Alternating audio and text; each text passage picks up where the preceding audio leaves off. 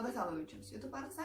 დღევანდელ ვიდეოში მინდა ვისაუბრო გერმანიაში ცხოვრების პლუსების შესახებ, ხოლო მეორე ნაწილში კი ვისაუბრებ გერმანიაში ცხოვრების მინუსების შესახებ. აქ ცხოვრობ დაახლოებით 2 წელია, თავდაპირველად ჩამოვიდი როგორც აუპერი, ახლა კი ვაკეთებ Ausbildung სასტუმროს ერთ-ერთ ქსელში და მთელი ამ პერიოდის განმავლობაში ბევრ გერმანელთან მომიწია ურთიერთობა და გარკვეული მოსაზრებები უკვე ქვეყნისა და ხალხის შესახებ ჩამომიყალიბდა, რომელიც მინდა თქვენს გაგიზიაროთ. თუ კი თქვენი მოსაზრება ჩემისგან რადიკალურად განსხვავდება, ეს არის სავსებით ნორმალური. ძალიან ნუ გააპროტესტებთ ჩემს მიერ ვიდეოში ნათქვამს, რადგან ეს არის ჩემი სუბიექტური აზრი, ჩემ პირად გამოცდილებაზე დამყარებული და შესაძლოა თქვენ სხვა მოსაზრება გქონდეთ. გარდა ამისა, გერმანიის სხვადასხვა მიწაზე მცხოვრები ხალხიც განსხვავდება და თქვენი გამოცდილებაც რა თქმა უნდა.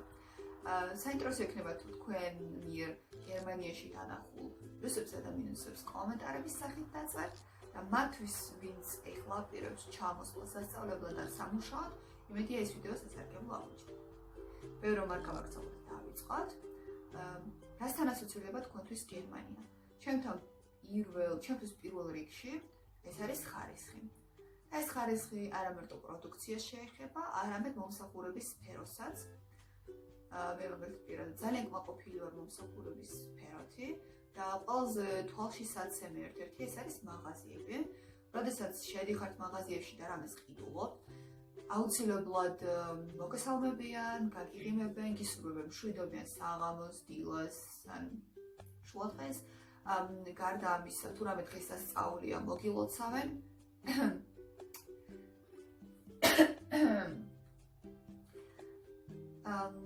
მოგილოცავენ დღესასწაულს და ძალიან სასიამოვნო ემოციებით გამოხვალთ მაღაზიიდან.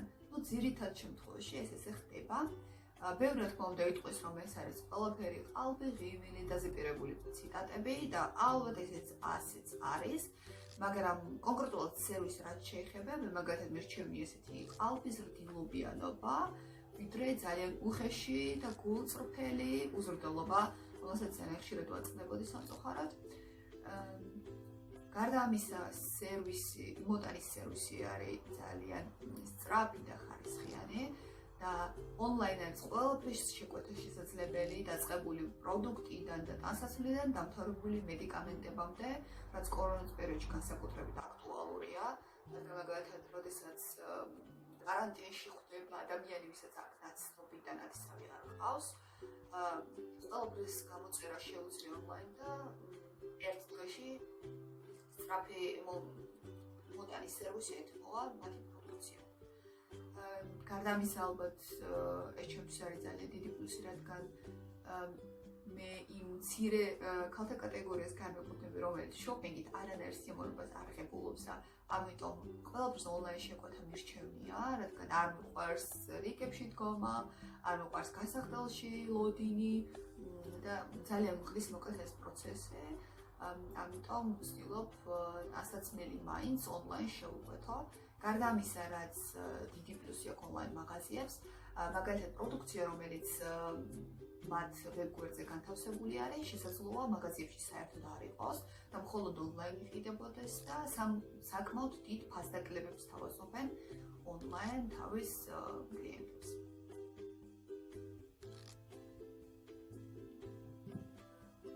გერმანიაში ცხოვრების საკმაოდ მაღალი დონეა. რაში გამოიხატება ეს? მაგალითად, ქუჩებში რომ გაიაროთ, აუცილებლად შეამჩნევთ, რომ 70-80 წლის ბებობა-ბუები საკმაოდ კარგ ფორმაში არიან, გამოიყურებიან ჯანსაღად და ასაკს მათ ნამდვილად ვერ შეატყობ. მისდევენ სხვადასხვა სპორტის სახეობას, დადიან ველოსიპედებით, ხელი-ხელ ჩაკიდებულები, ზიან კაფეებში. ეს აქ ნორმალური ამბავია. ეს არა მხოლოდ იმიტომ, რომ რაღაცა ძალიან მაღალი პენსია აქვთ, არ ვიცი ზუსტად რამდენია გერმანიაში პენსია დავწერე აქ.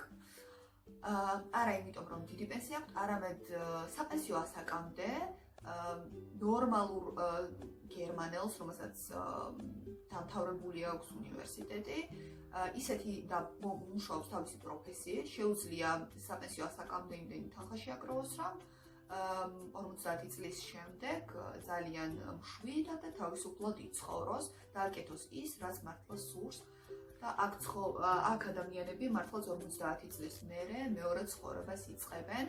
მოხუცები დადიან სხვადასხვა კაფეებში და რესტორნებში, სხვადასხვა გამოფენებზე, სამოგზაუროდ, მოკლედ ნამდვილად ძალიან კბილად ატარებენ თავისი მოხუცებულობის წლებს. გარდა ამისა, აქ არავის არ ეშინია სამსახურის დაკარგვის, რადგან აუცილებლად სახელმწიფო უხდის მათთვის დაკარგას სამსახური, ან საერთოდ არ მუშაობს, Arbeitslosengeld, აქ დავწერ რა თანხას შეადგენს ეს ფული, მაგრამ მე პირადად მყავს ნაცნობები, გერმანელები, ოჯახი, რომლებიც არ მუშაობენ და ამ ფულით ჩვეულებრივად ცხოვრობენ, რადგან აქვს საკუთარი სახლი. თუ თქვენ უკვე ქირას იხდით, მაშინ ცოტა რთული იქნება, მაგრამ თუ თქვენ საკუთარი სახლი გაქვთ, მაშინ ამ ფულით შეგიძლიათ იცხოვროთ თავისუფლად. გარდა ამისა არსებობს Kindergeld, Elterngeld, რომელსაც იღებთ ბავშვის აღსაზრდელად და რაც მეტი ბავშვი ყავთ, ფულიც მეტი არის, ასე რომ სახელმწიფო ყველანაირად უწყობს ხელს იმისათვის, რომ ოჯახში ბევრი შვილი გყავდეთ. გარდა ამისა, თუ კი მაგალითად კორონას პერიოდში ხალხმა დაკარგა სამუშაო, სახელმწიფომ ეს აუნასხაურა, ან მაგალითად თუ კი თქვენ გაგიშვეს ესეთი ტერმინი არსებობს Kurzarbeit, დამსაქმებელი გიშვებთ ცოტა ხანი და განთავისუფლებთ სამუშაოდან კორონას პერიოდში, რადგან მაგალითად ეს ფირმა არის დაკეტილი, მაგრამ თქვენი განთავისუფლება საერთოდ სამსახურიდან არ უნდათ, მაგრამ კადრი ხართ, ამიტომ გიშვებთ Kurzarbeitში. და ამ პერიოდში ხელფასის 60%-ს გიხდიან, რაც ასევე საკმარისი არის ცხოვრებისათვის და ბინის გადასახდელადაც კი, მაგალითად ყველაზე დიდი პლუსი კი გერმანიაში ჩემთვის, ეს არის განათლების სისტემა, რომლის წყალობითაც აქ ვცხოვრობ. გერმანიაში განათლება არის სრულიად უფასო როგორც გერმანელებისთვის, ასევე ჩამოსული უცხოელებისთვის არის საკმაოდ მაღალხარისხიანი. მაგალითად, ყველაზე ელემენტარული ფასადის შესახებადაც კი, თუ მუშაობთ ოფიციალურ ფირმაში, გჭირდებათ შესაბამისი პროფესიის დამამთავრებელი დიპლომი, რაც ჩემთვის პირადად დიდ ნდობას იწვევს ესეთი კვალიფიცირებული კადრები. გერმანიაში კარგად ცხოვრობს არა მარტო ხალხი, არამედ შინაური ცხოველებიც.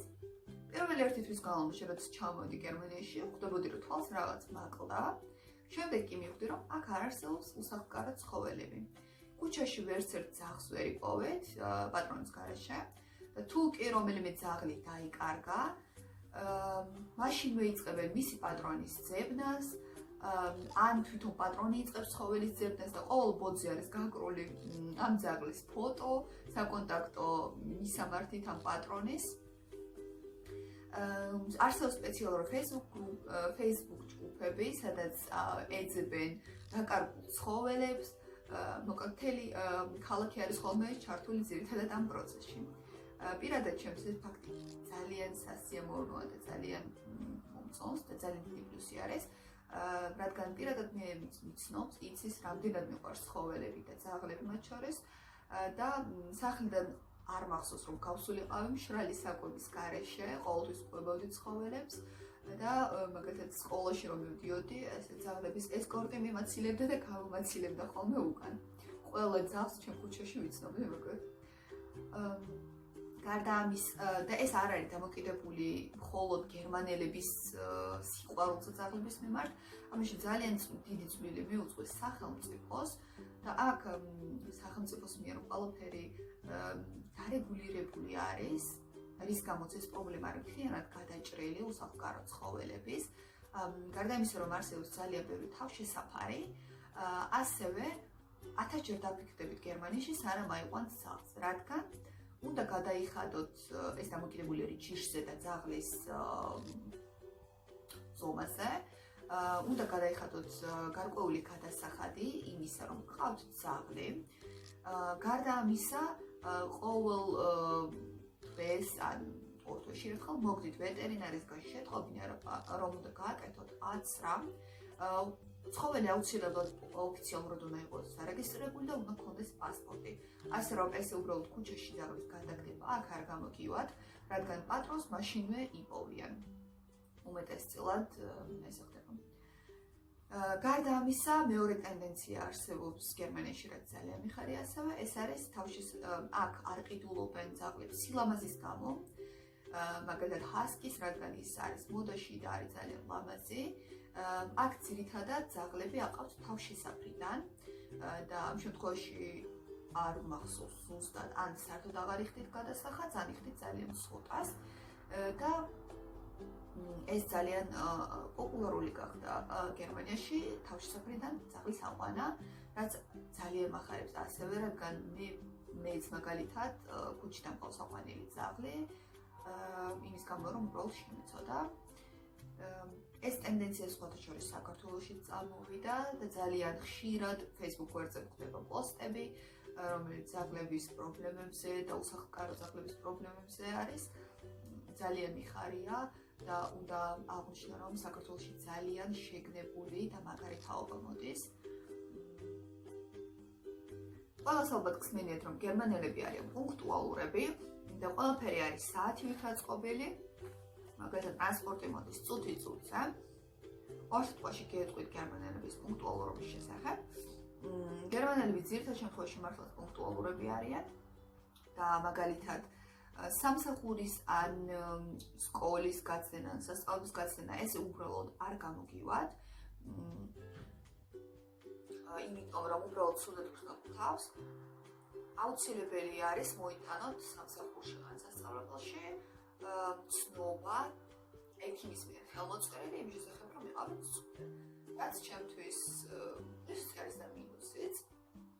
რადგან უბრალოდ ცუდად გხსნობთ თავს, არ გამოგივათ გააცდინოთ სკოლა, სასწავლებელი.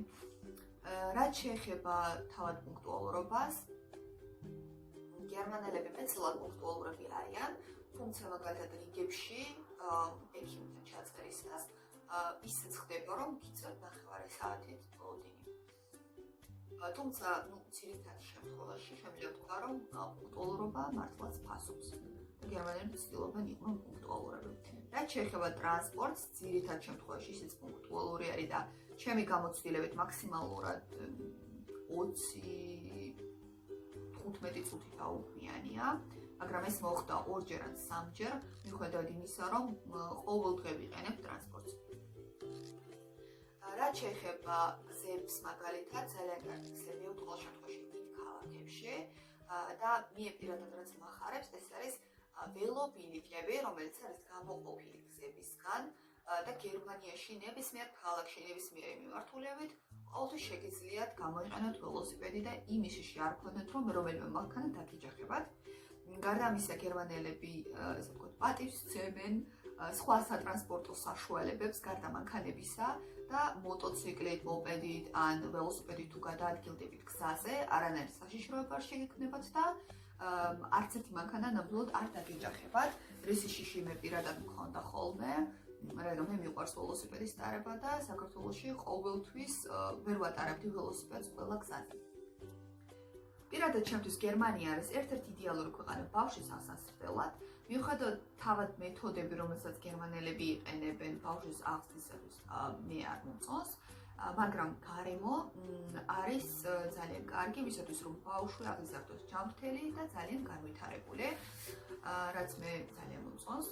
მაგალითად, არსებობს როგორც იქარი ძალიან დიდი ხელშეწყობა სახელმწიფოს მხრიდან, ისინი გიხდიან Kindergeld და Elterngeld, რომელიც შეგიძლიათ მოახმაროთ ბავშვს.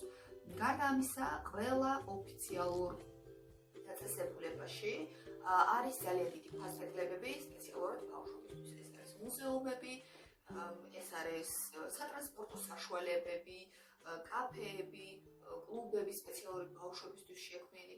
აქ ყველა ბავშვს მაგალითად აქვს ერთი 3-4 ჰობი, რომელშიც მშობლები არც ისე ბევრ ფულს იხდიან, რადგან ბავშვებისთვის როგორც თქვი, არსებობს სპეციალური კლუბები და ფასექლებები. ყველა ბავშვი მაგალითად აქ დადის ცურვაზე, ხატვაზე, ცეკვაზე და სხვა სპორტის სახეობებს მისდევენ.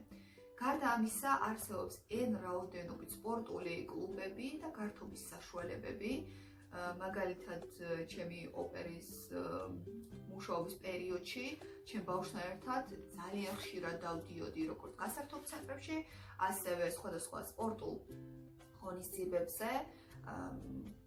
მაგალითად ყველაზე შთამბეჭდავი, ესე ვთქვათ, ჩემთვის იყო შპილ მესე. მესე ეს არის გამოფენა, ესე ვთქვათ, სადაც ძალიან დიდ სივრცეში თავმოყრილი იყო უამრავი თამაში, რომელიც იყო ლოგიკაზე და ყველა ასაკის ჯგუფის, ყველა ასაკისთვის განკუთვნილი თამაშები იყო. Როცა მილიონი თამაში იყო ალბათ ამ მესეზე გამოფენილი, შეგეძლოთ მისულიყავით დაღთან, არ გეღოთ ნებისმიერი თამაში, რაც გინდოდათ, იქ უნდა მჯდარიყავით, გეთამაშათ, თუ მოგეწონებოდათ, შემდეგ გეყიდათ. და ამ ყველა ბავშვს, მაგალითად გერმანიაში აქვს ძალიან დიდი კარადები, რომელიც არის სავსე ამ თამაშებით და რეალურად ავითარებს გონებას. შემდეგ მაგალითად ერთ-ერთი გამოფენა ასევე ეს იყო პროფესიების გამოფენა მოსწავლეებისათვის, აქაც ჩემ ბავშვთან ერთად ვიყავი წასული. და მაგალითად აქ იყო შეკრებილი სხვადასხვა პროფესიის წარმომადგენლები, პოლიციელები, მცხოვრები, ექიმები, ქიმიკოსები, შეგეძლოთ მისულიყავით ამ ხალხთან. ისინი გიყვებოდნენ თავიანთი პროფესიის შესახებ, რა პლუსები ჰქონდათ, რა მინუსები ჰქონდათ, რამდენი ხანი სწავლობდნენ, მაგალითად ქიმიის მასწავლებლებთან თუ კი მიხვიდოდეთ, ისინი სხვადასხვა ექსპერიმენტებს დაგამყარებინებდნენ, მაგალითად მე და ჩემო ბავშვმა დავამზადეთ შამპუნები, გარდა ამისა რაღაცა პატარა ექსპერიმენტები გაგვაკეთებინეს და მაგალითად მცხოვრებთან გამოვაცხეთ სხვადასხვა პური, სხვადასხვა შიგთავსით დამცხრები და შემდეგ ეს ყველაფერი შეგეძლოთ სახში წაგიღოთ და ეს ყველაფერი არის უფასო. ასევე ეს მესი არსებობს აუსბილდუნგისთვის და წინა ვიდეოში უკვე ვილაპარაკე ამის შესახებ. მოკლედ ეს მთელი გარემო თავისი სპორტული თუ განსავითარებელი ღონისძიებებით ძალიან გიწყობთ კარგი მომავლისთვის, კარგი მომავალი შეექმნათ თქვენს შვილს. სულ ეს იყო დღეისათვის. მომავალ ვიდეოში, როგორც გითხარით, ვისაუბრებ გერმანიაში ცხოვრების მინუსების შესახებ. იმედია მოგეწონათ ვიდეო. მომავალ შეხვედრამდე. Ciao!